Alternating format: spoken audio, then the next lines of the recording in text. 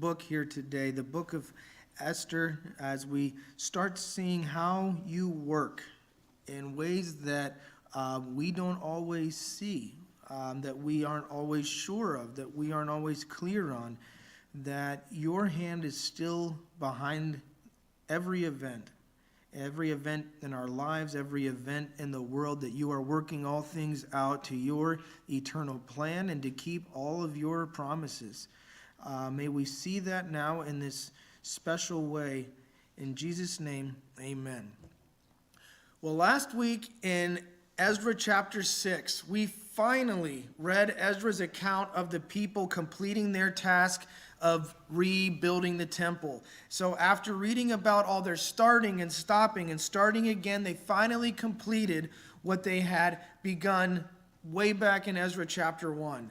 And we observed then that how the people were not always faithful to God, God was always faithful to them. And he kept his promise that after 70 years in exile, they would return to the land. We saw God's hand at work, that he stirred up the heart of the Persian kings to return them to the land and to fund their project. We saw how he stirred up the hearts of the people to take part in that project, to return back to the land. We saw how God didn't let the work fall when his people became unfaithful, but he sent his prophets to them to preach to them, to rebuke them, and correct them for their failings, but also to encourage them to return back to the work at hand. So when we began to study Ezra and Nehemiah, these records of Israel's post-exile history, we took a big, broad view. Hey, girls, get off the phone. I see glowing. You can listen. Okay. We saw a big, broad view of everything that happened with Ezra and Nehemiah, rebuilding the temple, rebuilding the walls, and coming back to the work. Back then, I found it helpful to show the Persian kings and see how the Persian kings had different tasks that they sent the people back to do. So we saw the Persian king Cyrus was the first king we saw. And he sent Zerubbabel the governor and Joshua the high priest for the purpose of rebuilding the walls. Later on, we'll see Ezra come back to teach the law. And then later after that, we'll see Nehemiah come back to rebuild the walls. So we finished in Ezra chapters 1 through 6, all about rebuilding the temple and the ministries of Haggai and Zechariah. But what you don't notice if you're reading Ezra is that chapter 7 takes place 10 years or so later. There's a big gap there. And in fact, there's a new king. So Ezra chapter 7 starts like this. Now after this, in the reign of Artaxerxes, king of Persia, Ezra the son of Sariah, son of Azariah, son of Hilkiah, went up from Babylonia. He was a scribe, skilled in the law of Moses. So he was specifically sent to teach the law. So we've been talking about the book of Ezra, but the man Ezra doesn't show up until Ezra 7. He's been giving a lot of backstory, a lot of back information about when he finally arrived there in Israel. But there's another king, and Ezra's only mentioned him once. It went like this, okay?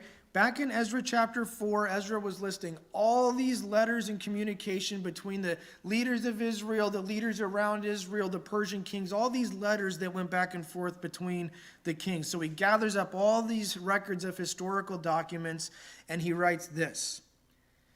Then the people of the land discouraged the people of Judah and made them afraid to build and bribe counselors against them to frustrate their purpose all the days of Cyrus, king of Persia, even until the reign of Darius, king of Persia. That's what we've been talking about. Cyrus and Darius and the people discouraging them and God sending prophets. That's what we've been talking about for a few months now. But then we come to a king that we haven't talked about yet.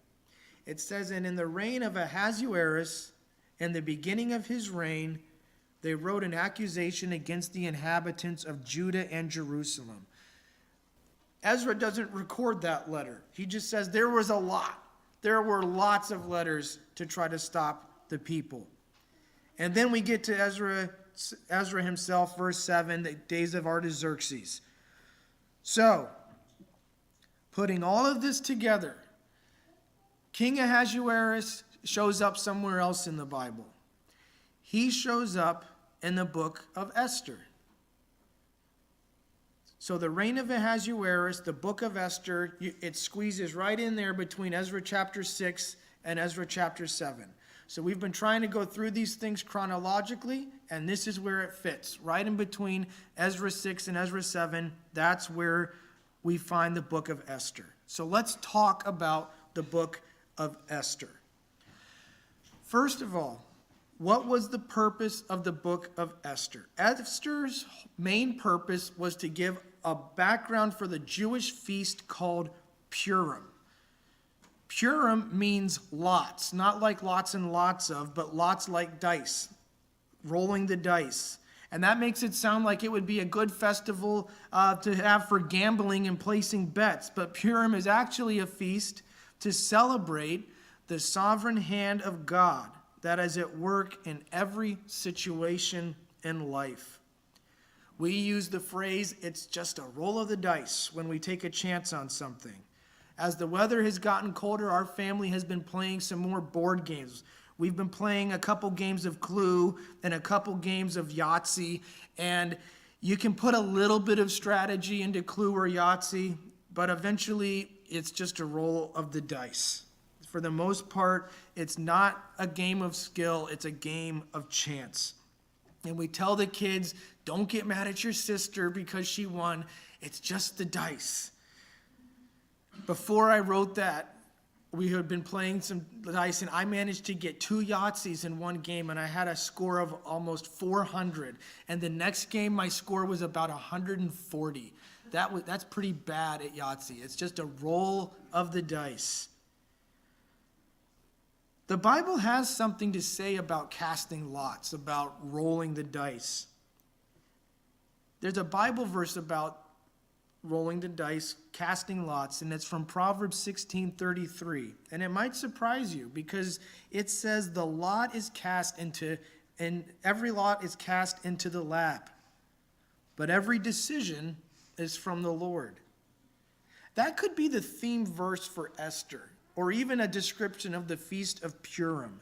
Esther is a wonderful story full of seemingly small chances that twist the story this way and that, moving the characters into place so that God can accomplish his will and move things to his desired outcome. And we've seen that in Ezra. Ezra makes it clear. Ezra says he stirred the heart of the king. He stirred the heart of the people. He sent the prophets Haggai and Zechariah. This is the decree of the Lord of hosts. But Esther teaches those lessons in a very different way.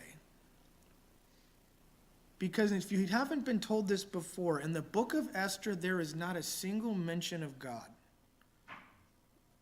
There's not a single mention of the Lord of hosts, of Jehovah, of anything like that. Even in the parts of the story where it seems like they would have to say something about God. Esther asked them to go fast for her. The author seems to go out of his way to not say the name of God, to say they're fasting and praying to God. He seems to go out of his way. And finding it here in the Bible, it makes us just look for it and say, I can see God's hand there. But the author teaches his lesson quietly by not saying, like Zechariah does, 17, 20 times I think it was, the Lord of hosts, the Lord of hosts, the Lord of hosts. Esther goes out the other way and doesn't say it at all and makes you put it in. So the story of Esther is an account of God protecting his people from destruction. The king makes a decree that all Jews may be attacked, executed, a mass genocide. And the Jewish people begin fasting, but the author doesn't even say the word praying. He doesn't mention that it's fasting to the Lord. The villain of the story, Haman, accuses the Jews of not following the laws of the Persians. Even there, he doesn't say they don't worship our gods. Even then in the accusation, he says they don't follow our laws. Even there, where we want to see it, the author seems to go out of his way not to say so. All of the events are presented in Ezra as the events of history. At Esther's the same way. Again and again, we could say, it just so happened. But every time we roll the dice in Esther and say, it just so happened, we can really say the hand of God was at work. Well, the book of Esther is told as a story. I love telling stories. I love reading stories to my kids. If you guys were a little bit younger, I'd probably do voices, but I don't think I can keep that up for 45 minutes, so I'm not going to do that. But I love telling stories. And this is a story. This is a story about a queen, a king, an evil advisor to the king. All the elements of a good story are there. There's plot, there's setting, there's character, there's intrigue, there's danger, and there's good triumphing over evil. And even saying that, I feel like the grandfather in The Princess Bride when he says it's got fencing and fighting and torture, revenge, giants, monsters, chases, escapes, true love, miracles. And I hope you won't be like the grandson that says, it doesn't sound too bad, I'll try to stay awake. Well, for the next couple of weeks, I'm going to read you a story. But the people in this story are real, and the events of this story are true. And while it could be interesting to dig in more into the events of Ahasuerus' reign and more information about the Persian Empire, what traditions they had and customs they held, I think we would lose something. I think it would be losing the forest for the trees kind of situation. So let's read this story. So grab your Bible if you haven't. It'll be on the screen if you don't have it. And we're going to start reading Esther chapter 1. I didn't really have an outline, so I put the names of the characters on the back of the bulletin today. So as we talk about these different characters, this is the order we're going to meet them in. And if you want to write some things down about them, that's what you can put on the back of the bulletin. But I'm not going to point anything special out like we do other times. Well, in the time of Ezra and the time of Haggai and Zechariah, we've been talking mostly about Jerusalem. Esther takes us out of Jerusalem and puts us in Susa, in modern-day Iran, but in ancient times called Persia. And the first character we meet is the king himself, Ahasuerus, and we find him right in his palace, right on his throne. Esther 1, verse 1. Now, in the days of Ahasuerus, the Ahasuerus who reigned from India to Ethiopia over 127 provinces. In those days, when King Ahasuerus sat on the royal throne in Susa the citadel, in the 3rd year of his reign, he gave a feast for all his officials and servants, the army of Persia and Media, and the nobles and governors of the provinces before him, while he showed the riches of his royal glory and the splendor and pomp of his greatness for many days, 180 days. So Ahasuerus is the 3rd Persian king we've met in the Bible. And these guys have been the ruling power now for quite a while, and they've expanded their territory from India in the east all the way to Greece in the west, which will be a problem for them later, but much later, down to Ethiopia in the south. And the rich king wants to show off. And just look at all the words that are piled up there. He wants the people to know, write it all down, the glory, the splendor, the pomp, and the greatness. Everybody look at me. He sounds like a spoiled rich kid inheriting all this stuff from mom and dad. But history tells us he had his own battles and victories too. Well, in order to show off his glory, he holds a big feast. Gathers all of his nobles, but he's over 127 provinces, so they can't all make it there at once. So he has 180 days where he lays out his riches and holds lots of feasts and parties and things for people to see just how great he is. Well, after 6 months of splendor, the king decides it's time to wrap things up, and he has another feast. Verse 5. And when these days were completed, the king gave for all the people present in Susa the citadel, both great and small, a feast lasting for 7 days in the court of the garden of the king's palace. There were white cotton curtains and violet hangings fastened with cords of fine linen and purple to silver rods and marble pillars, and also couches of gold and silver on a mosaic pavement of porphyry, marble, mother of pearl, and precious stones. Think of these two feasts like the opening and closing ceremonies of the Olympics. All this fanfare, all this showing off, and then everything goes on for 6 months, and then a big feast to close it all. We don't know who wrote the book of Esther. Some people think it might have been Mordecai, because it was some kind of eyewitness to give us this description, to say there were curtains, there was marble pillars, there were sashes hanging this way and that. They were in the garden, there were flowers and plants and trees and fountains. All these tapestries hung around to keep the hot desert sun away. And the pathway between the garden, it's not just a sidewalk, it's a marble mosaic. Your mom would probably make you take your shoes off to walk on this. And then the seating is not park benches, it's gold and silver couches. What an image. I wish I was a painter to show this to you, but imagine it in your mind. What a beautiful place this garden was. But it's at this point in the feast, in the middle of this beautiful garden, that nobody's thinking about any of the beauty. Because, verse 7, drinks were served in golden vessels, vessels of different kinds, and the royal wine was lavished according to the bounty of the king. And drinking was according to this edict. There is no compulsion. For the king had given orders to all the staff of his palace to do as each man desired. Queen Vashti also gave a feast for the women in the palace that belonged to King Ahasuerus. So the phrase, there is no compulsion, might sound like he's saying you don't have to drink if you don't want to. But what it's really saying is normally there would be somebody like a toastmaster that would stand up and say, let's drink to the king, let's drink to this noble, let's drink to General what's-his-name. But he said, we're not doing any of that. Just drink. And it's an edict. The edicts and decrees and commands of the king are very important in this story. And the very first one is, thus says the king, party on. Have a drink. And the queen's wife is also having a party. Now, we come to one of those many just so happens, roll of the dice, Purims in Esther. Verse 10. The last day of the feast, on the 7th day, when the heart of the king was merry with wine, he commanded Mecumen, Biztha, Harbona, Bigtha, and Abagtha, Zethar, and Carcass, the 7 eunuchs who served in the presence of the king Ahasuerus, to bring Queen Vashti before the king with her royal crown, in order to show the peoples and princes her beauty, for she was lovely to look at. But Queen Vashti refused to come at the king's command delivered by the eunuchs. At this time the king became enraged, and his anger burned within him. So the king got drunk and called for his wife.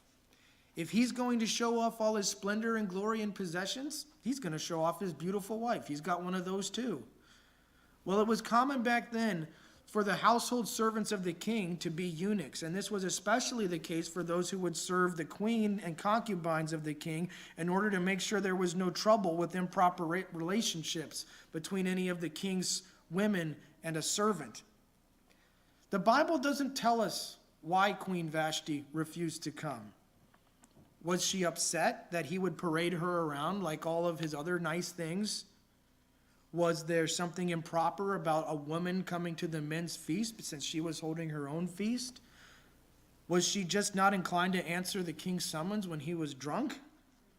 Whatever the reason, the Bible doesn't say, but she refused to go. And the king was enraged and took drastic action. First, he consults with his advisors.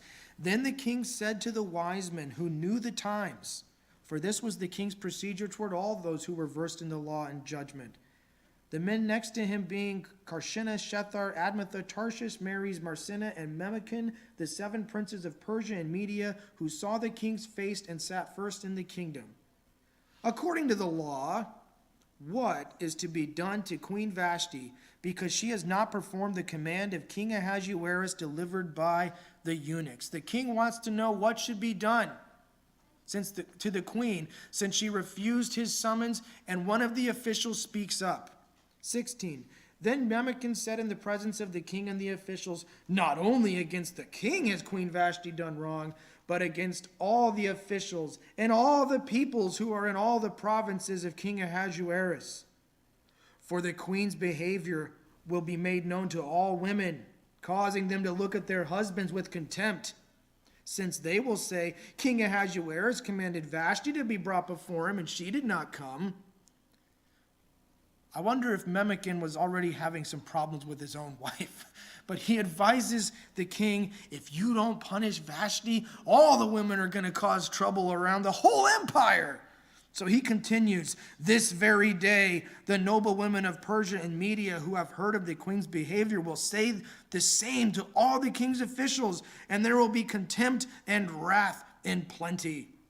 If it pleases the king, let a royal order go out from him, and let it be written among the laws of the Persians and the Medes, so that it may not be repealed, that Vashti is never again to come before King Ahasuerus, and let the king give her royal position to another who is better than she. Well, we have another decree of the king. The first one was everybody drink up and have a good time.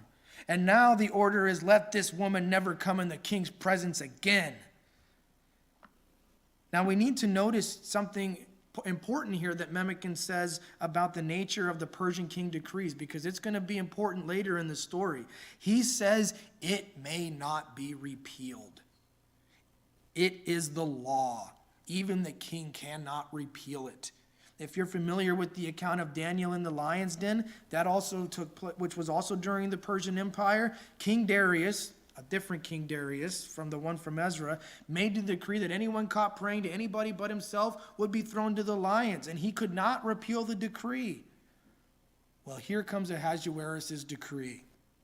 So, when the decree made by the king is proclaimed throughout all his kingdom, for it is vast, all women will give honor to their husbands, high and low alike.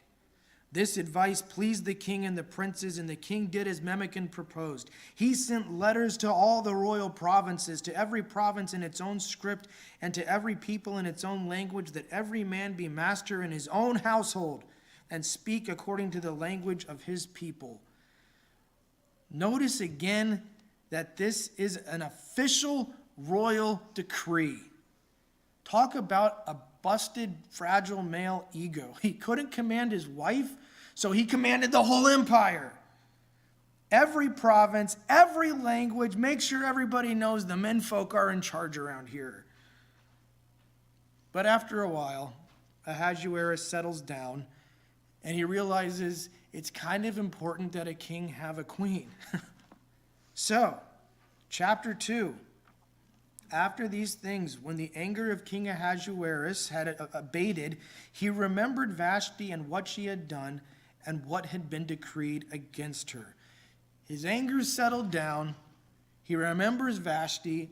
I kind of read, he kind of regrets what he did when he was drunk that night, but a decree is a decree, so he's got to go find another queen. Verse 2. Then the king's young men who attended him said, let beautiful young virgins be sought out for the king, and let the king appoint officers in all the provinces of his kingdom to gather all the beautiful young virgins to the harem in Susa the citadel, under custody of Haggai, the king's eunuch, who was in charge of the women. Let their cosmetics be given them, and let the young women who pleases the king be queen instead of Vashti. This pleased the king, and he did so. This gathering of beautiful young women is sometimes treated as if it's a beauty contest. And it was that, but it was a forced contest.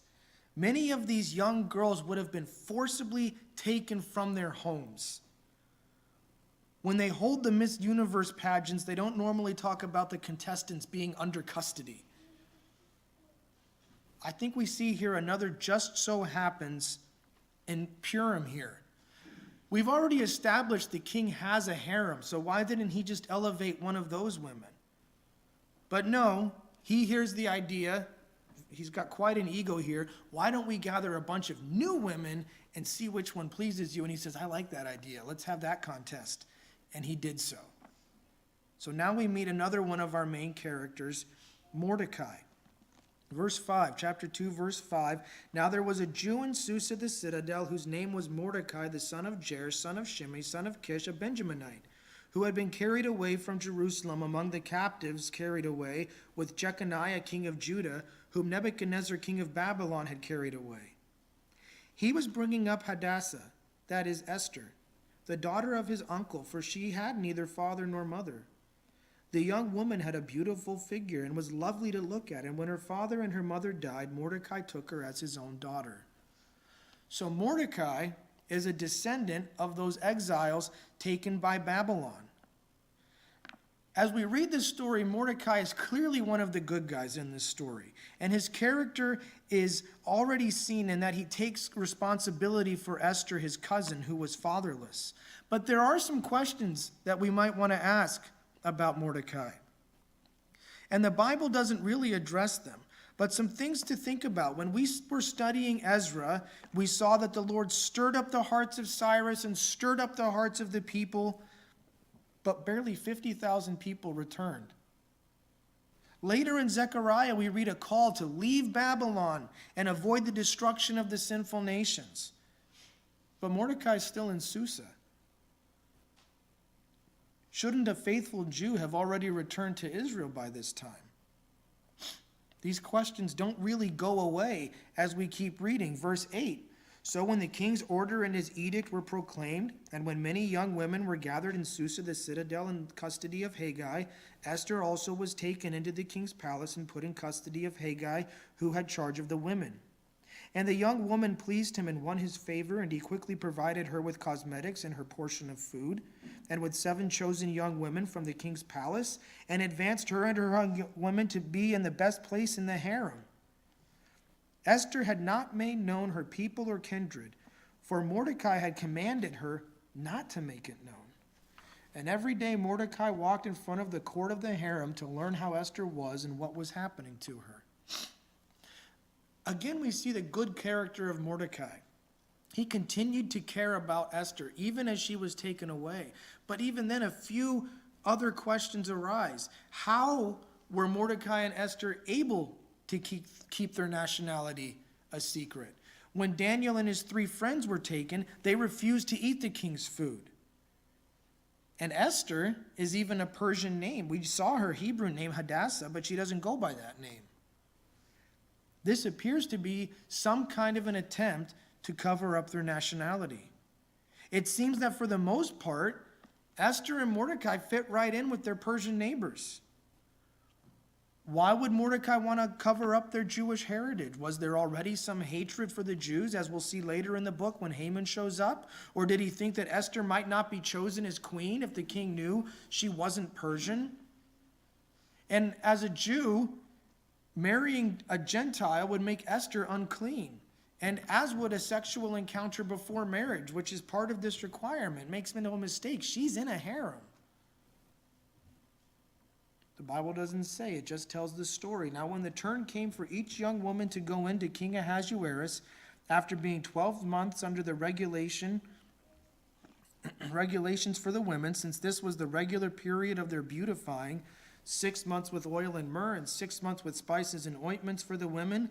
When the young woman went into the king in this way, she was given whatever she desired to take with her from the harem to the king's palace. In the evening she would go in, and in the morning she would return to the second harem, in custody of Shashgaz, the king's eunuch, who was in charge of the concubines. She would not go into the king again, unless the king delighted in her, and she was summoned by name. Each young woman would be beautified and taught all the manners of the court, sent in to please the king for a night. And if she didn't make it, there was a second harem that he could just keep her there until he wanted her again. Well, in verse 15, we meet the lady herself, we meet Esther. When the turn came for Esther, the daughter of Abihail, the uncle of Mordecai, who had taken her as his own daughter to go into the king, she asked for nothing except what Haggai, the king's eunuch, who had charge of the women, advised. Now Esther was winning favor in the eyes of all who saw her. Esther is next in line to see if she can please the king. We are not told her mental state, but I imagine she was terrified, nervous at the very least, even though she may have been prepared for a year. The king had commanded virgins be gathered.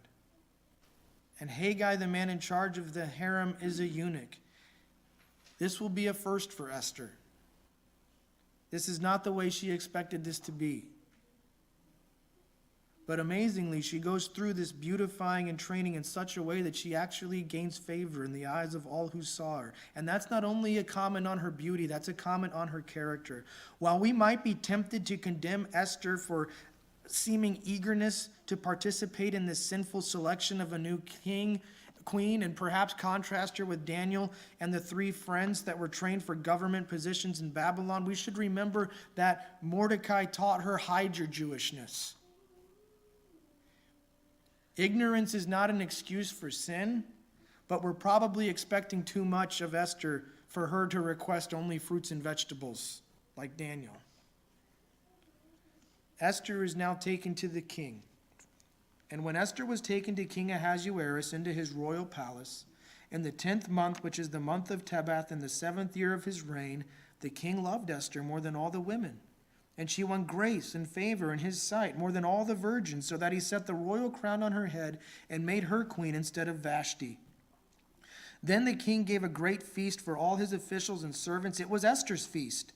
He also granted a remission of taxes to the provinces and gave gifts with royal generosity. So here is another just so happens Purim event. Of all the women taken and sent to the king, Esther pleases him more than any of the others. She is the most beautiful, and the search is over. It's called off. Amazingly, a Jewish girl, tragically orphaned, adopted by an older cousin, living in the city of Susa, is also the most beautiful, and so becomes the Persian king.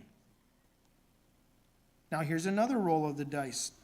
Just so happens, Purim. Now when the virgins were gathered together the second time, Mordecai was sitting at the king's gate. Esther had not made known her kindred or her people, as Mordecai had commanded her, for Esther obeyed Mordecai just as when she was brought up by him. In those days, as Mordecai was sitting at the king's gate, Bigthan and Teresh, 2 of the king's eunuchs who guarded the threshold, became angry and sought to lay hands on King Ahasuerus. That phrase, sitting in the king's gate, is literal and figurative. It's probably the literal location, the gate or threshold of the palace, but the ones sitting in the gate of the king are his officials, his leaders, those that would act as judges and decision makers. You see that in the Old Testament in Lot, that he's described that way, sitting in the gates of the cities of Sodom and Gomorrah. And you see Absalom, when he wanted to undercut David, sat in the gates so that when the people came, they saw, oh, well, here's somebody who's important. We don't know if Mordecai was already in that kind of position when Esther was chosen, or if maybe when Esther was chosen, he was elevated to that position.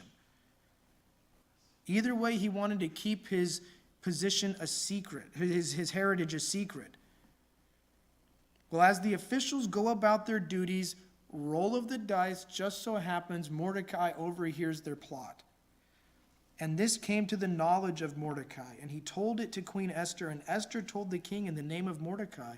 When the affair was investigated and found out to be so, the men were both hanged on the gallows, and it was recorded in the book of the Chronicles in the presence of the king.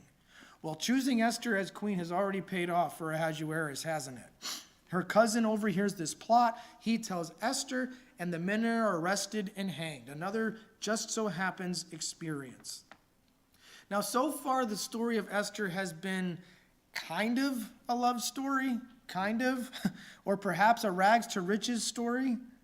So far, the lesson, though, if we were to find the moral here, it would be this. Try to fit in with all the people around you at all costs, and that the beauty of your face and your figure is the highest quality a woman can attain. So far, everything is coming up for Mordecai and Esther. But we're only in chapter 2 of this story. And the story's about to get a lot more serious than the king needing a queen. Now we meet the last of our main characters, the villain of our story, Haman the Agagite. After these things, King Ahasuerus promoted Haman the Agagite, the son of Hammedatha, and advanced him and set his throne above all the officials who were with him.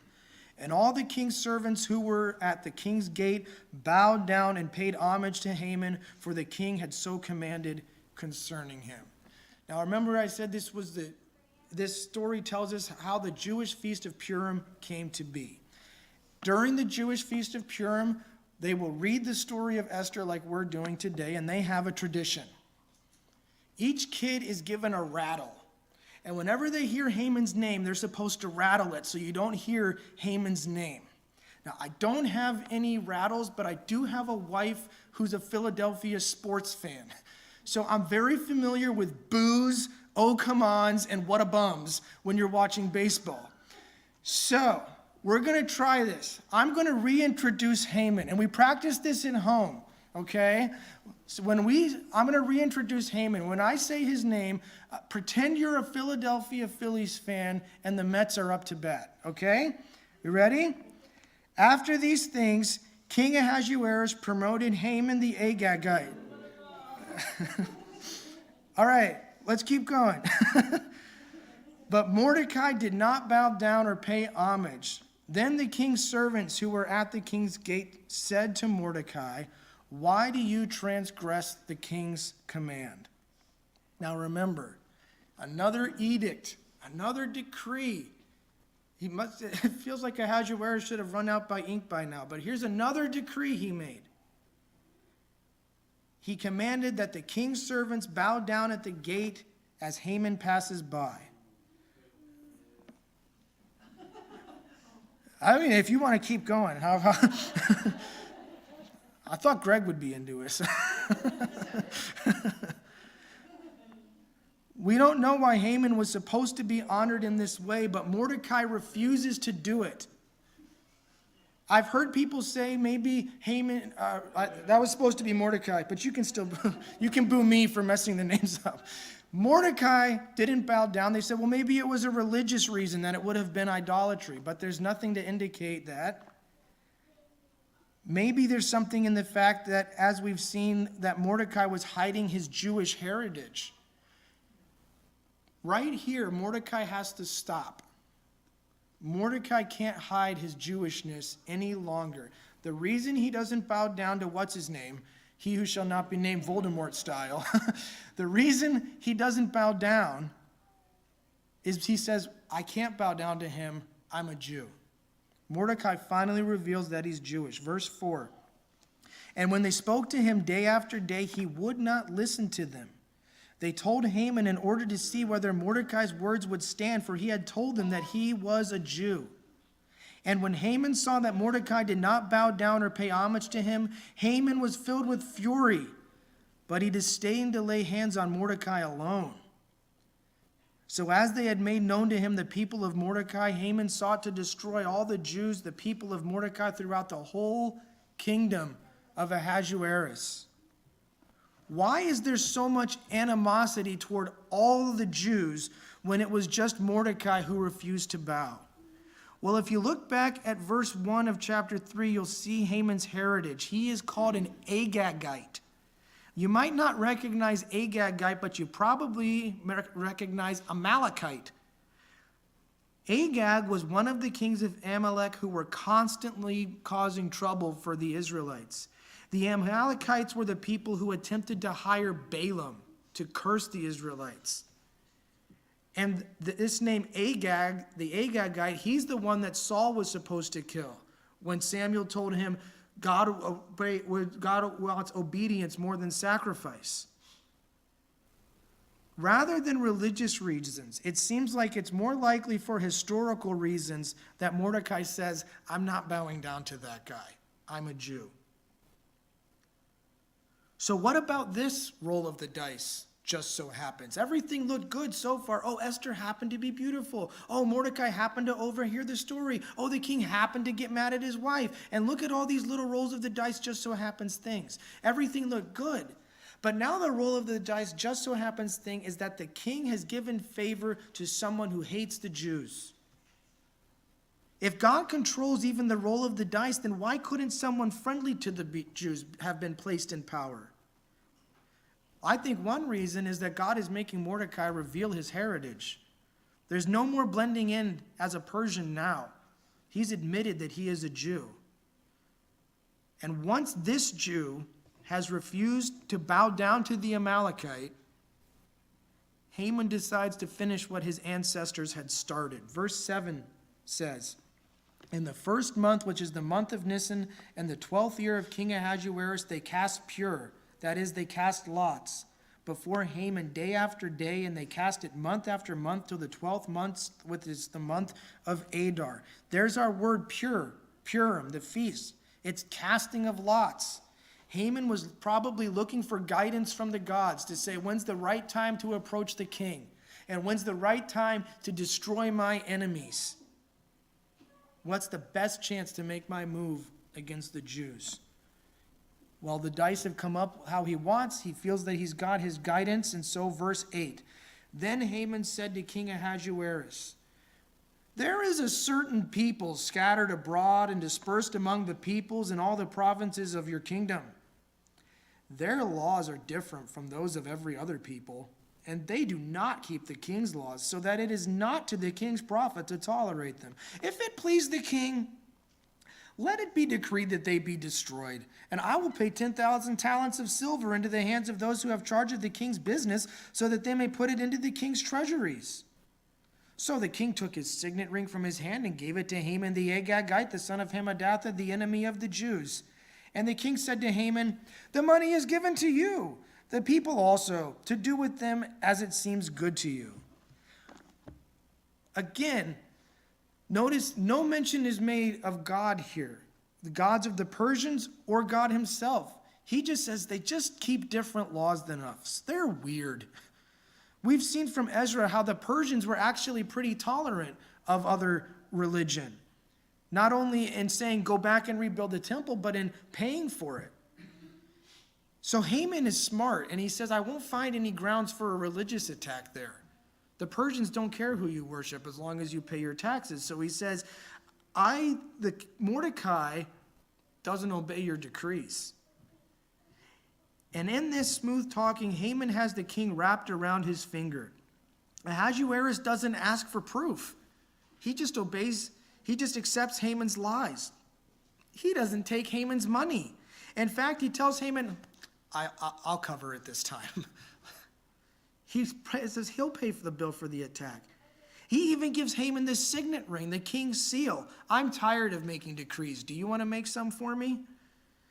So in half a chapter, our story has been turned on its head. And where the Jews were looking safe and protected with a Jewish woman as queen, now they find this decree from the king. Here's the king's decree.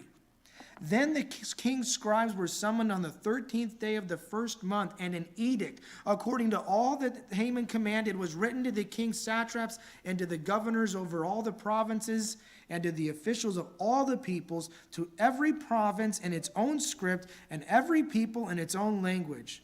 It was written in the name of King Ahasuerus and sealed with the king's signet ring. Letters were sent by couriers to all the king's provinces with instruction to destroy, to kill, and to annihilate all Jews, young and old, women and children, in one day, the 13th day of the 12th month, which is the month of Adar, and to plunder their goods. A copy of the document was to be issued as a decree in every province by proclamation to all the peoples to be ready for that day. The couriers went out hurriedly by the order of the king, and the decree was issued in Susa, the citadel. And the king and Haman sat down to drink. But the city of Susa was thrown into confusion. The king's terrible decree is issued, utter genocide. And again, the king's decree cannot be repealed. This attack is going to happen. Nothing on earth, and I said that on purpose, on earth can stop it. Destroy, kill, annihilate, plunder, and the date is set. But it just so happens as the lot was cast that it came up for Haman to set the date 11 months from then. Which is wild to think about, that the Jews are hearing this decree too. So, get your affairs in order. And look at the reactions of here. The people of the city are thrown into confusion. This decree makes no sense, which would makes me think that there probably was no general hatred of the Jews, that Mordecai should have kept his heritage to himself. They don't understand this decree. The whole city is thrown into confusion. But look at the king and Haman. They pop open a bottle and have a drink. Wow. Well, we won't finish this story today, and I know it's close to 12, but let's get one more chapter in, okay? Esther chapter 4. When Mordecai learned that all had been done, Mordecai tore his clothes and put on sackcloth and ashes and went out into the midst of the city, and he cried out with a loud and bitter cry. He went up to the entrance of the king's gate, for no one was allowed to enter the king's gate clothed in sackcloth. And in every province, wherever the king's command and his decree reached, there was great mourning among the Jews, with fasting and weeping and lamenting, and many of them lay in sackcloth and ashes. Mordecai's heard the king's couriers. All the Jews have heard it. Can you imagine? You have 11 months left to live, and then your neighbors may plunder you freely. Mordecai puts on sackcloth, which is torn up, dirty clothes for mourning, and ashes dumped on to show sorrow, and he goes toward the king's gate and weeps, and he obeys the king's laws, unlike Haman said. He was not supposed to enter the palace in mourning. So he gets close, but he stays outside. But being outside, word makes it to Esther. When Esther's young women and her eunuchs came and told her, the queen was deeply distressed. She sent garments to clothe Mordecai so that he might take off his sackcloth, but he would not accept them. Then Esther called for Hathach, one of the king's eunuchs who had been appointed to attend her, and ordered him to go to Mordecai and learn what this was and why it was. Hathach went out to Mordecai in the open square of the city in front of the king's gate, and Mordecai told him all that had happened to him, the exact sum of money Haman had promised to pay into the king's treasuries for the destruction of the Jews. Mordecai also gave him a copy of the written decree issued in Susa for their destruction, that he might show it to Esther and explain it to her and command her to go to the king and beg his favor and plead with him on behalf of her people. Esther's trying to find out why her cousin is in mourning.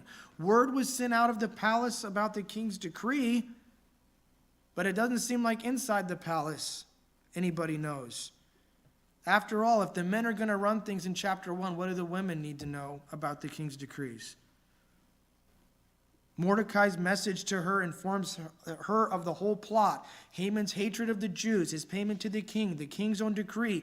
And he tells Esther, go plead to the king on behalf of your people. But it's not quite that simple. And Hadath went and told Esther what Mordecai had said. And then Esther spoke to Hadath and commanded him to go back to Mordecai and say, all the king's servants and the king's people of the king's province know that if any man or woman goes to the king inside the inner court without being called, there is but one law, another one, to be put to death, except the one to whom the king holds out the golden scepter that he may live. But as for me, I have not been called to the king in these 30 days. Those pesky Persian decrees again. Esther sends word back to Mordecai and says, I can't go to the king unless he calls me. And this law is confirmed by history. Now, of course, Esther could have sent a messenger, but think of all that would be on her mind. This is just back and forth. This poor eunuch is running back and forth between the queen and her cousin. And she has not yet revealed her Jewish heritage. Will this place her in danger? The king hasn't called her for 30 days.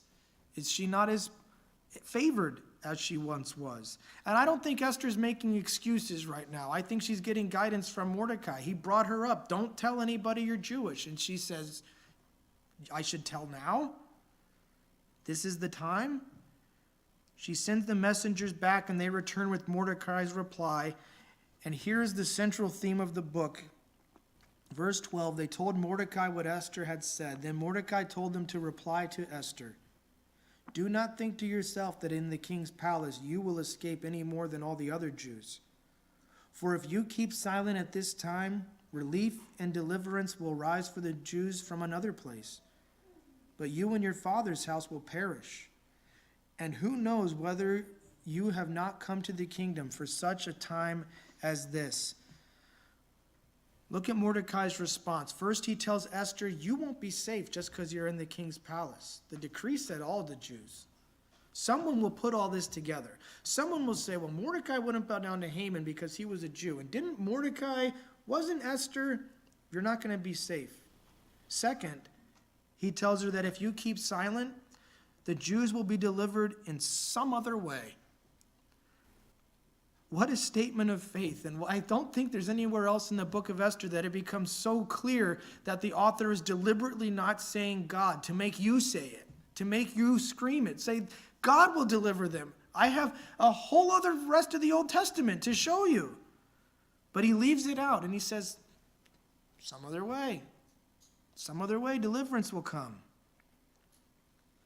The third thing he tells her is the most famous statement in the whole book. Who knows whether you have not come to the kingdom for such a time as this? It just so happens. A roll of the dice, the Purim.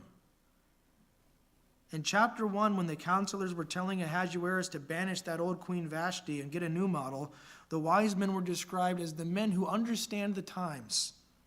Mordecai could be described the same way. This is the time, Esther. What will you do? Then Esther told them to reply to Mordecai, go, gather all the Jews to be found in Susa and hold a fast on my behalf and do not eat or drink for 3 days, night or day. I and my young women will also fast as you do.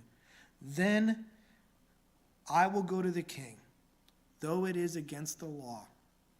And if I perish, I perish. Mordecai then went away and did everything as Esther had ordered him. We should admire Esther's resolve here, even though it is against the law. All those decrees and edicts and laws and commands that no one dared go against, she will go to the king. Even though she may risk her life, she is willing to do so even for a chance to save her people, because there was no guarantee the king would listen to her. Yet she doesn't quite know what to do. She must plan. So she asks for a 3-day fast on her behalf as she prepares. Again, we see fasting, which is prayer among all the Jews. But the author doesn't mention God.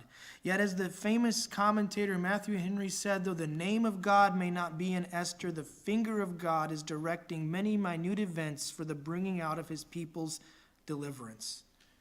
In a unique way, unlike other parts of the Bible, Esther is showing the sovereign hand of God controlling every small detail of our lives and indeed the history of the world. He's directing it all to his glorious end that we read about in Zechariah. And it's wonderful to have that documented objective hope to look forward to as we live our lives, to read Zechariah and Revelation and the new heaven and the new earth and all those exciting things. But then we got to go home. And then we live our day-to-day lives now. And today there will be a trouble, like a pen that runs out of ink when you're trying to write something down, or you find out the milk was expired after you poured it into your breakfast cereal this morning. And there's larger events in your life. You have to find a new job, or there's an unexpected bill, or a broken down car, or the death of a loved one. And there were terrible times in Jewish people's history and in the history of the church. And Esther shows you God's in control. Esther makes this fact stand out to you by not saying the name of God and making you say it. So we're going to leave Esther for today. We're going to leave her fasting and praying and planning. You probably know, and if you don't, you can go read the second half. How will she stop Haman? How will she overcome this unrepealable law of the Persian king? How will she save her people? My kids hate to see the words "to be continued" when they finish a TV show. And they made up a word. They go, oh no, it's a two-parter. Well, it's a two-parter today. We'll come back and I'll finish telling you the story, but let's pray. Dear Father, we thank you for working for us in ways we don't even know. And we're sorry when we fail to recognize your sovereign hand at work. Help us remember that you know the hairs of our head and when each sparrow falls. Nothing takes you by surprise. Nothing can stop your plan. We see in Esther now your people in danger, and we know that you will protect them. We trust you to protect us. In Jesus' name, amen. To finish up today, if you'd grab a red hymn